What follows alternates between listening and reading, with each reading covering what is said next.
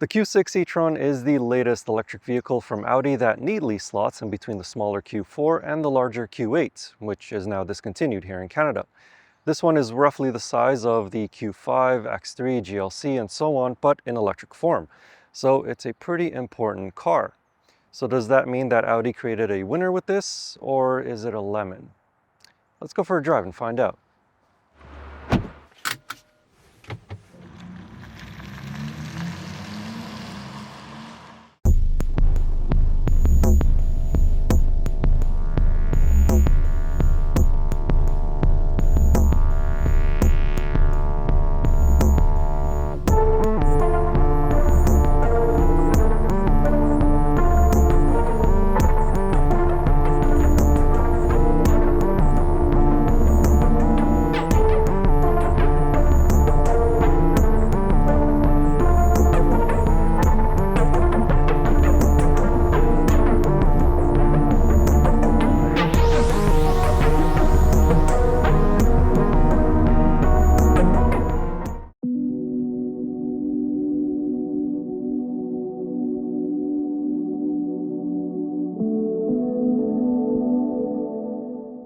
First off, I want to give a big thank you to Open Road Audi Boundary for providing this Q6 e-tron for me to review. So the Q6 e-tron here in Canada is only available as a dual motor Quattro all-wheel drive system. That means that most of the time it produces 422 horsepower. However, if you engage launch control, then it will provide briefly 456 horsepower. And that's good enough to accelerate this car from 0 to 100 kilometers an hour in 5.1 seconds.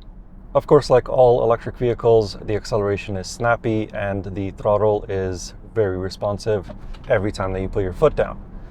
But this Q6 actually feels a little bit more sporty to drive when you're taking it around some corners. The steering is nicely weighted and it's sharp. The steering does feel a little bit numb on center, but once you start turning it, it does load up nicely. And if you switch it into dynamic mode, it does firm up just a little bit more than in the normal balanced mode. At slower speeds though, like when you're maneuvering in a parking lot, the steering is nice and light, so maneuvering this car is super easy. As for the driving range, this 94.4 kilowatt hour battery pack that's in the floor provides almost 500 kilometers of range with the 19-inch wheels. If you get this car in the Sportback version, then it's a little bit over 500 kilometers of range with the 19-inch wheels.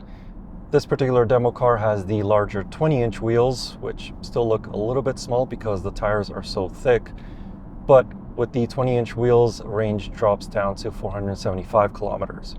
The battery is built with an 800-volt architecture and DC fast charging capability of up to 270 kilowatts.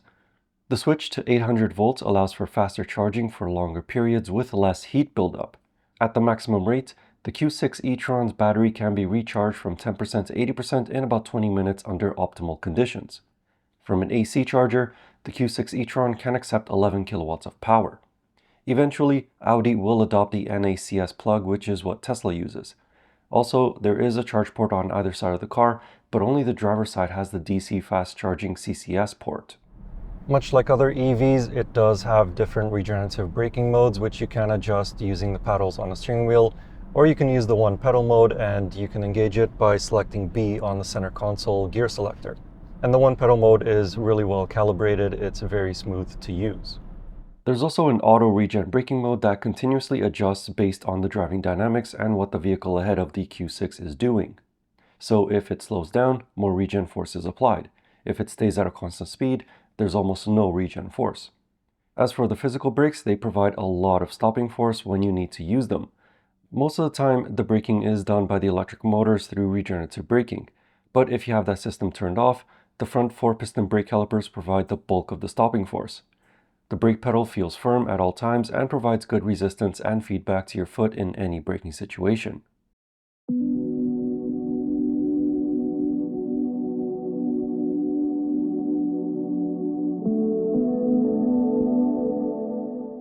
The Q6 e-tron walks a fine line between driving dynamics and providing a comfortable ride. The suspension copes well with road imperfections and manhole covers. The car provides a ride that is expected of a luxury vehicle. Additionally, if you go for the Technic trim, then it does come with adaptive air suspension. The real party piece of this EV is its quiet cabin. Even with the standard run flat tires, the cabin is very well isolated from outside noises. You can whisper to the person next to you and they'd still hear what you're saying when the car is traveling at 100 kilometers an hour on a highway. Wind and tire noises are impressively subdued. The interior of the Audi Q6 e-tron is definitely impressive to look at. It of course has a dual screen layout that is very common these days, and it's made to look like as though it's one single piece of curved glass. However, they are individual screens, one for the driver display and one for the infotainment system. You can also get a separate screen in front of the passenger. Unfortunately, this demo car does not have it. But on that screen, you can have the navigation displayed, the media, and you can even watch videos on it. However, from the driver, it is not going to be distracting because it has a privacy glass. So from here, I would not be able to see it, but only from the passenger side would you be able to see it. But because it has all of these screens, that means that commonly used functions like the climate controls or the heated seat controls are now integrated into the main infotainment touchscreen. If you've watched any of my previous videos on other cars that have also done this, then you know that I'm not a fan of this. I much prefer physical buttons. And Audis of the past, they used to have some very satisfying clicks with their climate control buttons. Unfortunately, this one doesn't have it anymore, but you do get a nice clicking sound whenever you adjust the temperature, for example. So have a listen. But it's just not the same as individual physical buttons. However, speaking of not having real buttons, take a look at this on the driver's side door. It's a touch-sensitive panel that integrates the locks, the headlights, the exterior mirrors, memory seats, and the child locks all in one place. However, it does look very, very cluttered, and it is gloss black, so fingerprints and smudges are easily going to be visible. I haven't really driven this car all that much, but I can already see my fingerprints all over it. And speaking of gloss black, there's more of it down here on the center console. So if you do not take care of this material, it's going to look really bad after a few months. Thankfully, Audi has kept a few physical controls, so you get a physical volume knob. The gear selector is pretty simple to use. I haven't had any issues with it, and you do get a physical start-stop button. In terms of interior space, there's plenty of it up here in the front seats. I have plenty of legroom and also plenty of headroom, but keep in mind that this seat is actually not at its lowest point. So this would be its lowest point, and I sit pretty low down. So I did have to raise it just a little bit so I can see over the hood. And yeah, that's about it for the front seats. Now let's go check out the back seats. Back here, the Q6 e-tron is pretty spacious, especially considering the fact that this seat is in my tall 6'4" driving position. My knees are not exactly touching the back of the front seat, but they are pretty close.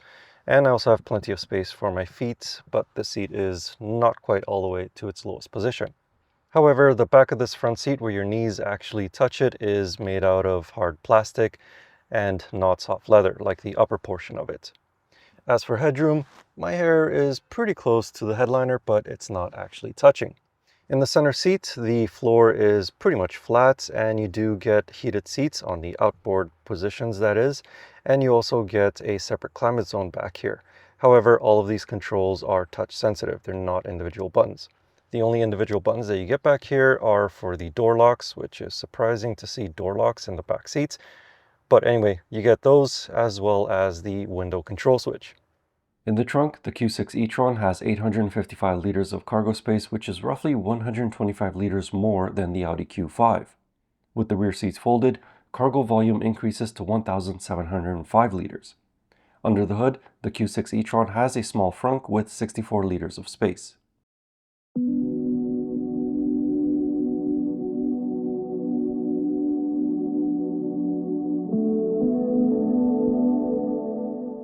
The 2025 Audi Q6 e-tron has a starting price that is a little bit less expensive than its closest rival, the Genesis GV70 Electrified. The Q6 starts at $80,445 Canadian, which undercuts the Genesis by about $5,000 Canadian.